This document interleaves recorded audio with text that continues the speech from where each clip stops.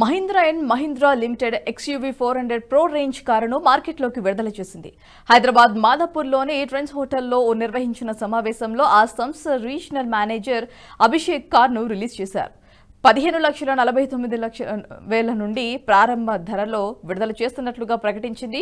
తాజా ప్రో శ్రేణి 3 కొత్త వేరియంట్లతో EC pro, EL pro, EL pro ప్రతి ఒక్కటి అధునాతన ఫీచర్స్తో అధునాతన సాంకేతికత మెరుగైన సౌకర్యాలతో కారును డిజైన్ చేసినట్లుగా తెలిపారు.